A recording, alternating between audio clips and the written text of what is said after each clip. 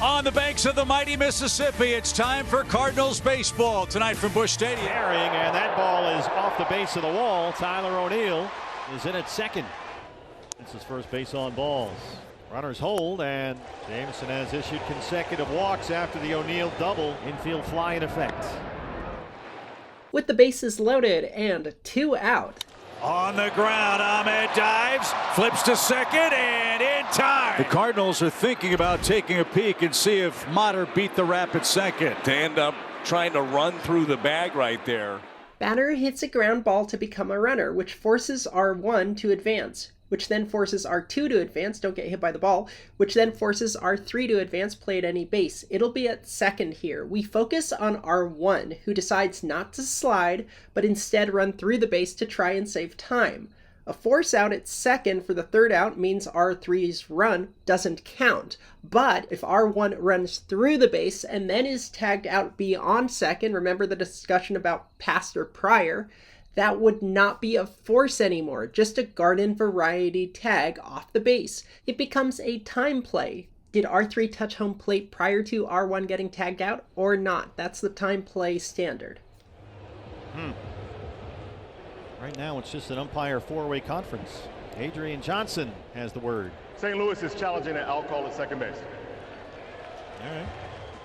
It appears the runner beats the force at second and then is tagged on the thigh after passing the base. So in a perfect world, this is a time play review, and gosh, that's close. But this isn't a perfect world. Listen to how replay decided the outcome. Adrian Call Johnson. on the field is overturned. The runner is safe. St. Louis retains their count. And that's the extent of it. Runner is safe at second. That's it. Nothing about the tag after the base, no third out, no time play. Runner's safe, period. Bases are still loaded. Manager Lovullo very understandably wants to talk about it.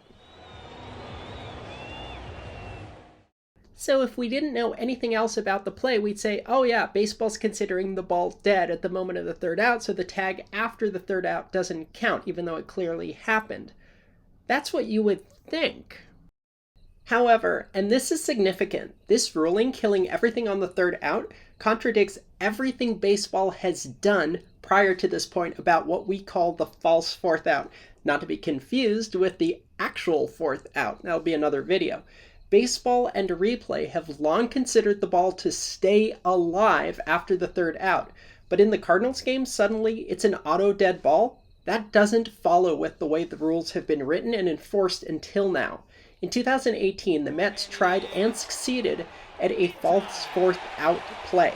That means that the third out at home was overturned to safe on replay. Yeah, I think he's safe. Yep. But because New York stuck with the play to record what's called a false fourth out, that fourth out then became the third out on the overturn, and that ended the inning. Let's see, you are safe. It's 3-2. You are still out. Yeah, I think that's fair and reasonable. So I don't understand why we're suddenly treating false fourth outs like they don't exist. Like if this play is treated like the New York play, that runner is out anyway. My only thought is Lovullo might have failed to specifically challenge that aspect of the play. The rules are so strict that could be it. But yeah, it used to be called differently. Now in hockey, hold on just a sec. There we go. In hockey, there's something called continuous play or continuous action for reviews. So if the referee blows the whistle, but the puck goes in anyway, nothing shot, but it's alive and it trickled through. And the puck going in the net was unaffected by the referee's blowing of the whistle prematurely, the goal still counts. Unless we're out of sync, that might be a concern for Toronto. After video review, it was determined that the puck did cross the goal line because of a continuous play. Turn just to throw it towards that net. That's what continuous play means. American football has something called immediate continuing action, which is somewhat similar to hockey's. Raiders try to bat it back in. I don't know how this happened, but one of two things must have occurred. Either replay has gone against rules and precedents that doesn't make any sense to me, or Lovullo forgot to challenge the specific play of the tag of the leg. Given this, that second scenario sounds a lot more likely to me. Thanks for the question. Subscribe to us on YouTube. Visit us online at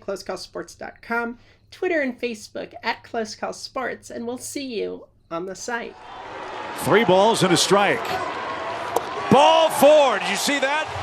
Moreno wanted Castro to take a new set of signs. He hurried his delivery. Ball 4, and now Lovullo's coming out again. He was down to 3 seconds left on the pitch clock. Joey Lovullo saying that Tyler wasn't alert to the batter, but he was in the box and ready. Oh.